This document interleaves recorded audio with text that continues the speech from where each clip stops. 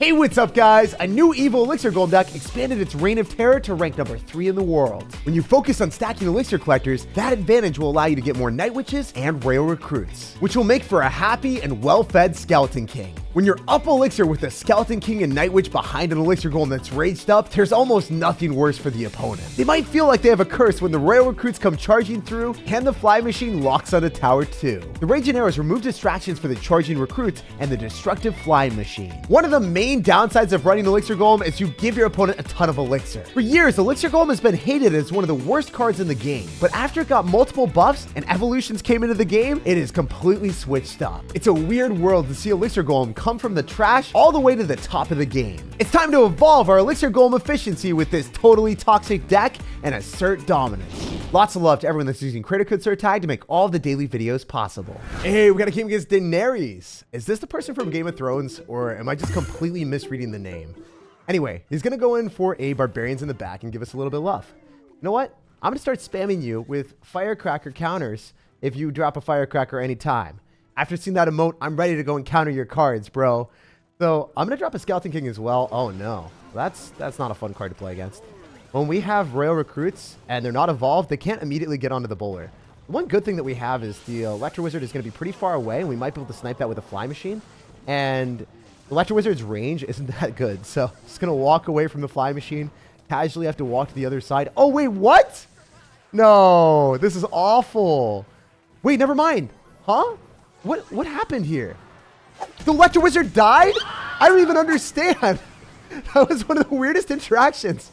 The Electro Wizard kept getting reset, and then it ran away from the Fly Machine after targeting it. You know what? I'll take it. I'm not going to question good things. It must have been some good karma that I did earlier, you know? I don't know. It's a good time. A Fireball on top of Elixir Collector. Maybe I can go for recruits. Elixir Golem isn't a bad strategy either. But if I Skeleton King, and then I Elixir Golem, and then I drop recruits at the river, it's going to be harder for him to respond. If you're up a lot of Elixir, recruits at the river is a good strategy, especially when your opponent is going to be preoccupied by dealing with the Elixir Golem. So you can do like multiple layers of offense. Because we see the Inferno Dragon, I actually want to go for my recruits in front so we can body block our Elixir Golem so the Elixir Golem doesn't get locked onto by the Inferno Drag. I think that's good. Maybe it's awesome. I don't know. I guess we'll have to wait and see. If we can let our recruits die, and then we go click the Skeleton King ability on the bowler. Wait, the bowler's getting splashed as well. I didn't even notice that. Wait, this is crazy. Skeletons are swarming him? This deck is so unfair. I took out almost all of his towers already. What?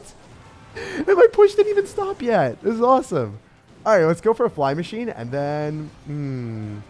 I don't know how we're going to defend this. We're going to have to try something, though. So, I need to kill the Elixir... if the bats can just go and kill, then we're fine, right? The bats just need to kill the Evolved Barbarians. That's all we need. The Inferno Dragon going to the right-hand side is not that bad of a deal because our Princess Tower is able to help out. And then I think we go for an Elixir Golem here. Start sniping his stuff from the side with our Fly Machine and then get a Night Witch directly on top. Click the Skeleton King ability if I can. Please? Yes! Beautiful! And then we can go for a Rage. And I think the Skeletons might be able to trounce the rest of the Barbarians. Look at that damage! That was through Barbarians and a Bowler, and a King Tower activated, and it still didn't matter. What is wrong with this game? How does this deck work into a Bowler defensive deck that is, you know, not really made that many misplays? And he still got messed up. Wow, this is boding good things for our future, and I'm excited for the next couple games. I never thought that an Elixir Golem Flying Machine deck would become meta, but in 2023, anything is a possibility. Bowler Tornado with Barbarians and Electro Wizard has absolutely nothing on our skillless spam. Hey, we got a game against Mr. Phoenix. So, he's not going to be cycling much at the start. He's just flying off into the sunset, relaxing and chilling. So, I would prefer to have our Skeleton King cycled and then go for recruits if we had that next, but... I don't see my recruits. I got arrows out here. So generally like to go for Elixir Collectors as fast as we can or cycle the Evolved Recruits because those are the two ways of getting huge Elixir advantages. Oh, dude. He made me respond with the Hog Rider with the 7 Elixir investment, and then I didn't have enough Elixir for the arrows instantaneously. Still going to be okay, especially if we can snipe some of those Skeletons and the Firecracker as well. That's pretty good. We'll take that. All right. I'm not going to commit more to the aggression on the left-hand side. I could rage it up. But also at the same time, we're running an Elixir Golem deck. I'm not trying to get like 200 or 300 chip damage. I'm trying to go for the entire tower. That's how we roll. I'm going to Elixir Collector, and then I'm going to eat the Hog Rider damage because it was hit by the recruits for quite a while. Oh, no. He's actually going to have an earthquake version. That's tragic. So I was hoping that wouldn't be the case. I should have predicted that, but I didn't. It's all good. We're going to go for an Elixir Golem in the back left. And if he spams a Hog Bear in the right, I'm just going to sack the tower. I don't want him to take an entire tower in the left. But if he takes someone on the right that's already damaged and beaten down, it's okay. We're fine with that way. Also, when we get to play against someone that is relying heavily... Oh, I was going to say Bomb Tower. We would try to soak it up with the Skeleton King, but we don't even need to anymore. We can go for recruits. Our football squadron is assembling their aggression. And then we can arrows on top of the Firecracker if he decides to do it. He's waiting a while. He eventually does drop it. The Evolved Knight is going to be a nuisance, but I think we can arrows on top of the Firecracker and the Tesla at once.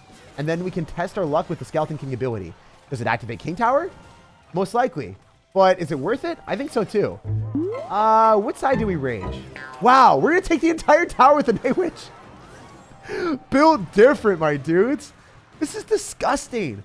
The guy actually had Earthquake to stifle our Elixir advantage, and it still didn't matter. That's so funny that it worked out that way. Obviously, we're not going to deal with the Firecracker locking onto our Fly Machine or our tower. I would like to think that I'm too smart for that. The Fly Machine is going to give us a lot of value, and then I think we're okay. I mean, no Firecracker damage for him. Skeleton King ability possibly for us part 2. Wait, the Firecracker didn't stop us. What the heck is happening? Are we seriously going to 3-crown you?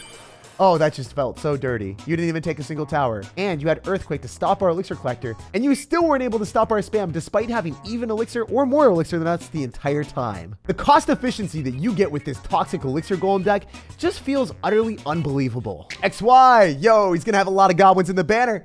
And, you know, if he's flinging goblins at us, I'm not afraid. We're going to be standing up strong with our Skeleton King. We're going to crush the goblins today. It's kind of like a dilemma in Clash Royale. Do you like goblins or do you like skeletons? What team are you guys on? Let me know down below in the comment section. And if there's a Skeleton King, you know, we're going to be spamming it and collecting all the goblins and skeletons. So it doesn't really matter which side you're on. We're winning. So I think we click the Skeleton King ability, but no, I'm not going to anymore. I've decided against it. Fly Machine in the middle is a pretty good option, but I think Recruits is just better. Is built different to go Recruits and then Rage on top of those, please? Oh, one of them's still connected. That doesn't feel right, but it's okay. We're still fighting the good fight. We've got the Elixir Collector on the field. I could arrows on that, or I could build up a monumental push. Generally, when your opponent's running Royal Recruits, and you know that they're not going to have a big spell, you can just do this. You can be a despicable human being. So I'm going to go in for a Night Witch, and I'm going to Skeleton King, and I'm going to have dual lane pressure. Skeleton King is going to soak up all the damage. Instead of dropping arrows, I get counter push with this. And meanwhile, he's already at a huge Elixir deficit. So I'm wondering what he's going to do. This will be fun to see. So the Mighty Miner might click the ability directly into me, and that's okay as well. I'm going to wait with the arrows. I want to hit something else. Oh, we're going to hit the Mighty Miner as well. It went to the other side just to get hit by the arrows. It was nice meeting and greeting you, and that was a great offense for us. Oh my gosh.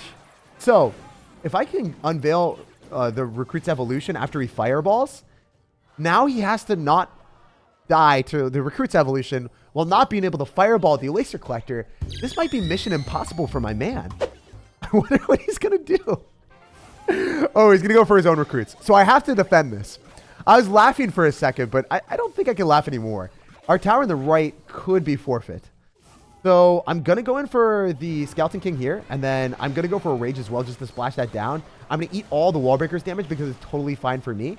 And then I think if we're really a fancy sir, you're going to fancy going in for this amount of spam again. If I can just snag the other tower, that'd be awesome. Look at the Elixir Golem blobs. Look at the Night Witch still alive. He lost his Mighty Miner. Oh my goodness. The spam is never ending out here. Okay, so if you guys didn't know, if you rage at the appropriate time and you hit the wall breakers with the rage and you hit your tower at the same time, you're able to fully counter wall breakers with just a rage. But if you rage on the wall breakers and you don't hit your tower, you're not able to fully counter the wall breakers. So despite us running a super skillless deck, there are some strategies that you might want to deploy in your matches. Also, we're going to rage that up. Oh, look at that damage on top of those goblins. And the Recruits are still charging. This is so unfair. I think I'm going to say that every game. There's really no reason for this to work as well as it is. This card combo really needs a nerf Supercell. How did you let this exist? Seriously. Every game that I play, I look at it and I'm like, Oh, we 3-crowned. Oh, we got 2 crowns and they didn't do anything. I'm just really repulsed that a strategy that's this easy works so well. He's from House Stark. Yo, Game of Thrones out here every single time. I think they're trying to tell me something. Maybe I need to start rewatching the series. The last season was so trash though. I don't know. Maybe because we're trashing so many towers, that's why it's happening. Maybe Clash Royale really is out here with the like next level shenanigans. Okay. All right. Well, are you going to sack a tower and I'm going to sack a tower? We're going to do some weird tower trade out here. I'm fine with that. Especially if I get arrows on top of the bats and then get some extra damage. Maybe those arrows were awful. Just a little bit. Maybe that wasn't the right strategy. And I did sack a tower already. So, looking pretty bad. Our house is crumbling to House Stark. But it's all good. We Elixir Collector. He doesn't have Miner. We're chilling. We're vibing. Free Elixir advantage. And then you guys already know. You build up a lot of spam after you get the Elixir advantage. And then you topple the towers. So, I wonder. Oh, wow. You are actually going to do that. That is a dedication of 9 Elixir that you just spent. You aren't going to take the tower. And then you're going to have to deal with an Elixir advantage that we have with the evolution of recruits. Meanwhile, your arrows doesn't even kill the fly machine. Wait. This is actually awesome. If I'm able to rage up the recruits on the right-hand side, I think that would have made a little bit more sense, but we could just go towards the 3-crown too. What if I just do that? What if we go head over heels and head on over to take everything that you have, man? Wait, he's going to log, and then he still has to deal with the Skeleton King, and then we can rage everything? There's no way he stops this. Doesn't matter how bad of a spot you're in. Just spamming one side as soon as your opponent overcommits and you take everything. We're taking the fable of the big bad wolf to an entirely different level of terrible, and still being able to blow down House Stark's home was pretty satisfying. Yo, what's up, Ivan? All right, dude, what are you gonna do? You're not spamming anything, so we're gonna go rambunctiously rush through with our recruits. And generally, recruits in the back first play is kind of a good strategy, especially when they're gonna go arrows on them, and then you're gonna be like, oh, okay, well, we can go and cycle more bait cards now. So I can go for a Skeleton King in the back. I'm not going to build up a huge push here because I didn't know what he was going to have. I always like waiting until I'm at 10 Elixir and then going and dropping our Skeleton King because I want to fight further on our side of the map so our Skeleton King isn't going to get hurt by the recruits coming at us. Then we can go for a Night Witch a little bit earlier just because I want to be able to get some bats on the field. And I can rage as well. I think it's good because our bats are going to start attacking faster. And also, ooh, I think we do dual lane pressure since we are up an insane amount of Elixir. He lost his recruits, he lost his Hog Rider, and he's down a lot.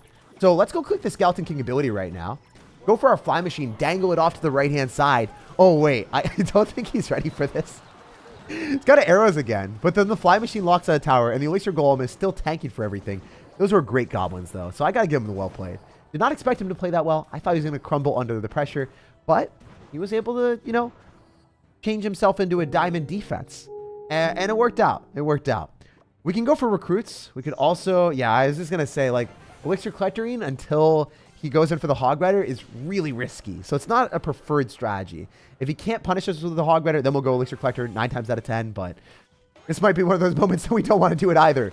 I wonder if raging is better than dropping arrows. Obviously, arrows do more damage, but since we've got units using the rage, we actually won on his side of the map, which is cool. Let's Elixir Collector and see if he's going to have Fireball or Earthquake or if he's even going to have a spell. Okay, he's going to have Fireball. That's good. But baiting out the Fireball means that we're still going to get a positive Elixir advantage with the Elixir Collector. And then also on top of that, if we're fighting, accumulating the Skeleton King, the Night Witch, and a lot of stuff in one side, and he can't get back to another Fireball because he's got a clunkier card cycle, I think this could be awesome. We're going to drop our Night Witch right now. We're going to Skeleton King as quickly as we can, so when the Night Witch bats die, we collect the souls. I could go for recruits. I think cycling them in the far back is probably optimal. And arrowsing isn't bad either. So I'm going to arrows on units instead of hitting the tower, just for maximum value. And then we can go for the Skeleton King ability as well. He's arrowsing as well. He's kind of copying my strategy. Go for a dual lane Elixir Golem strats. Because he does end up having very annoying Royale delivery here. Okay. All right. His bomb tower isn't able to splash on everything at once. Didn't work out as well as we hoped for, but I wonder, why does this guy have Royale delivery, bomb tower, and then a fireball on the same tag? Is there any way we can break through? We're going to go for a rage, and I think the recruits are able to make it happen. Wait, he's going to lose the Archer Queen. He wasn't ready. Or maybe he was. I don't know. Can the Fly Machine hit the tower? The recruits did. Okay. We're going to let the recruits do their thing. Let's go for an Elixir Golem at the right. He totally wasn't anticipating this level of degeneracy.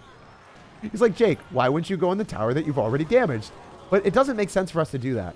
We're trying to bait out all of his elixir in the right-hand side, so then when he goes in for like a hog rider and doesn't have bomb tower, we can go for recruits and then try to finish things off with the fly machine. Oh, wow.